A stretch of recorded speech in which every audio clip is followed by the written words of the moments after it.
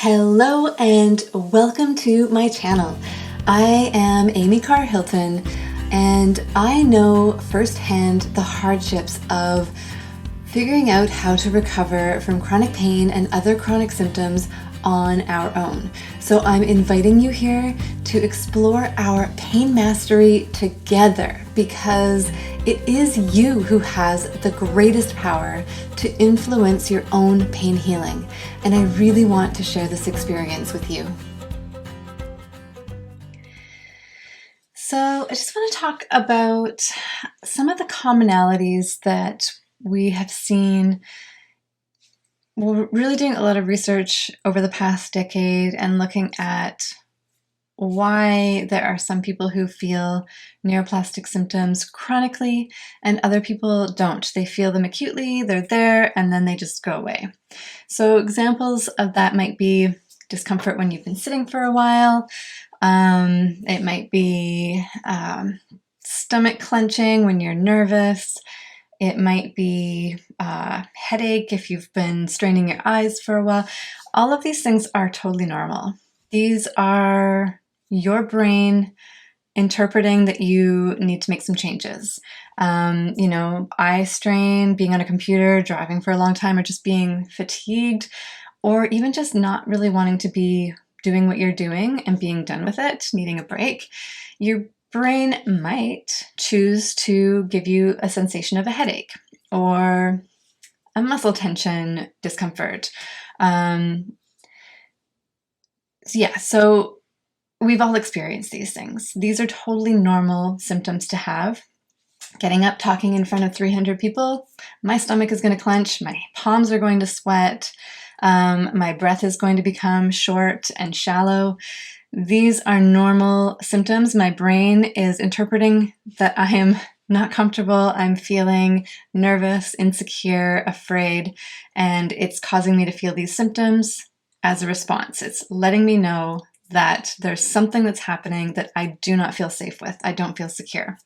So it doesn't mean I'm not going to do it. I can rationalize, I have this presentation to do in front of these 300 people. It's going to be 20 minutes and it'll be over. I am exhibiting those symptoms because my brain recognizes that I don't feel comfortable, I don't feel secure, but I might still choose to go through with that anyways. And then ideally, once that situation is over, those symptoms go away. But when we have those symptoms chronically, when we tend to get stomach cramping pains all the time, or other pains, back pains, headaches, migraines, all of these things, we need to take a look at why some people are getting those symptoms lasting longer than the situation warrants. So here are some commonalities. We know that people who tend to be a little bit harder on themselves, perfectionistic, very conscientious about doing a good job, about making sure that they haven't disappointed anyone, people-pleasing, people who have grown up in a way that suggests that their value is determined by how good of a job they do, how much they show up for other people, and how happy those around them are. Those people their brains are going to pick up on danger when someone around them is unhappy, when they messed up on doing something, they made a mistake. So all of these things are things that happen all the time in life. And when we have these pressures that we put on ourselves or that we feel society is putting on us, people around us are putting on us, that is constant danger signals. The brain is constantly picking up that we are not secure. And so that can become a chronic state. Now, other things, of course, we've all heard of before is, childhood incidents, growing up in an abusive household, experiencing oppression, experiencing racism, experiencing going through a war, all of these things, poverty, these are life stressors that can put our whole nervous system into a state of sensitivity. We call this central sensitization. And so these are things that set us up for experiencing neuroplastic symptoms chronically later in life. Maybe as a child as well, but also later in life. So it just tends to put our brain kind of on a state of alert. And that is something that we learn as a resource to cope with what's going on in our childhood life. And we bring that into adulthood with us. Some other commonalities, let's see, when we have multiple layers of stressors happening at the time of an injury, that's another commonality that we see. So I have an example with that. My right shoulder, I tore a rotator cuff muscle while I was running with my dog. I mean, that's when I think it kind of happened. That's when I really felt the event of pain. But there might have been some issues with the muscle beforehand. But there was shown a little tear while I was running with my dog, who was not that old, but he was sick and I didn't realize it. He ended up passing away just months after that. I had to have him put down, but I was pulling on him, trying to get him to run with me while he was slowly becoming paralyzed in his back end and he was not keeping up with me. I didn't know it at the time. I shouldn't feel guilty about it, but still to this day, even though the injury is healed, there's no more tear in my rotator cuff muscle, it's fully healed, I still get pain in my shoulder that is reminiscent of that pain. Some people might call this a recurring injury. It's not actually injured again. It's not a recurring injury. It's pain that is reminiscent of a time when I had layers. I was in school. I was trying to support myself through school. So I was quite poor and, had stressors of school. It's just one of the top stressors in life that we have. I was in a new community. I moved halfway across the country to go to school. I didn't have my normal social support around me. My dog was not happy where we were living. He was always an, off-leash farm beach dog. And all of a sudden he had to be on leash all the time. And I felt guilty about that. And then as he started to get sick, of course, I felt a lot more guilt around that. And having to put him down soon after the shoulder injury, all of those layers of stressors on top of each other means that my brain really decided that this pain was a good way of getting me to motivate me to make some changes, not just in healing the structural issue. I mean, that's going to heal. A small tear like that was going to heal on its own anyways.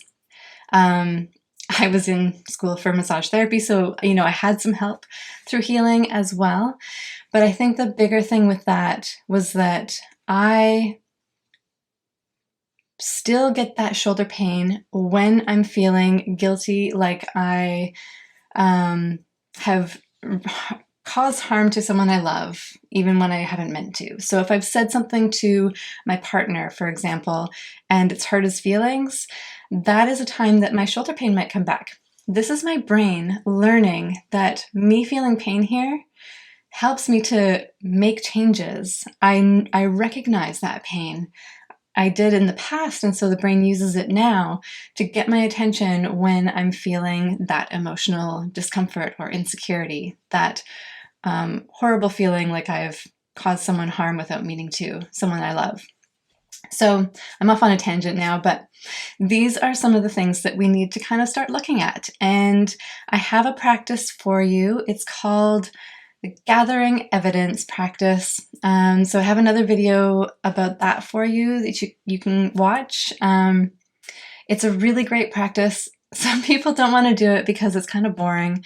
But it is a really good way of starting to watch and notice these commonalities, these tendencies that we have either in our history or in how we show up for others, in how we feel about ourselves and our value, our worth in relation to others, in our social standing and in our relationships, and in our jobs, our financial security, all of these things, just how we identify as a person. And when we're not living up to that identity, what that means to us. So another one that I really like to bring up, because I tend to specifically work a lot with people who are athletic and into outdoor recreation. That's a big identity. And when we are injured, and that identity is taken away from us, hopefully just short term, people get injured and they heal and then they get back to their sports. But when injury takes a bit longer to heal, or when there are other layers of stressors, either from our past or from our present, it can hinder that process of healing at the neuroplastic level, at the level of the brain and the nervous system, the central nervous system. So when that happens, that sense of identity is a really big piece that we do need to take a look at. Feeling like we value ourselves based on our activities that we do is another big one that we need to take a look at. And so all of these things that I've talked about are evidence. When you notice that you feel pain when you're nervous, you feel pain when you are unhappy with what you're doing, when you feel like you're obligated to do something, but it's not really what you want to do, when you feel like you've let someone down, when you fall into fearful states, believing that there's something wrong with you, without having structural proof of it.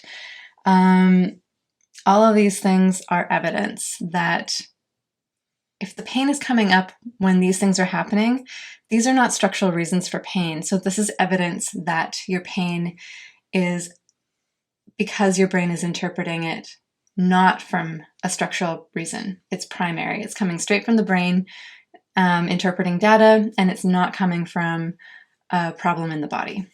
So if you want to try it, I think it's a really great practice. It's a great practice for starting to recognize all of the evidence that's in our lives of how safe we actually are in our body and how much other factors influence our pain context, like emotional factors, social factors, psychological factors. Physical is a factor, but it's only one of a lot of other factors. So it's a really great practice to start to become more aware of these things. And you're going to write them down. And so this gives you a list. So when you are having a day that's especially hard, you can go back to your list and be like, have these things to read, this list of reasons why you shouldn't be afraid of pain in your body, to get you out of that pain cycle. So check it out. I would really recommend doing it for at least a month. And maybe you'll forget to write something down one day, but that's okay. Don't stress about that.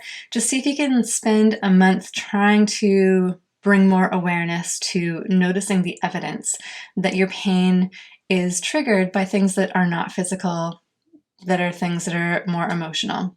And maybe you'll see both. Maybe you'll see a physical reason and an emotional reason, but you need to start taking a look at where there are emotional factors, psychological factors, social factors, as well as the structural. Something like sitting for 2 hours at work might cause you to feel pain in your back. Sitting for 2 hours at your son's hockey game, you might not feel pain. So what does that tell you? That is evidence that it's not sitting. It's not a structural thing that's causing your pain. It's more of an emotional factor or a social factor. All right. So that is something that I recommend all of my patients do.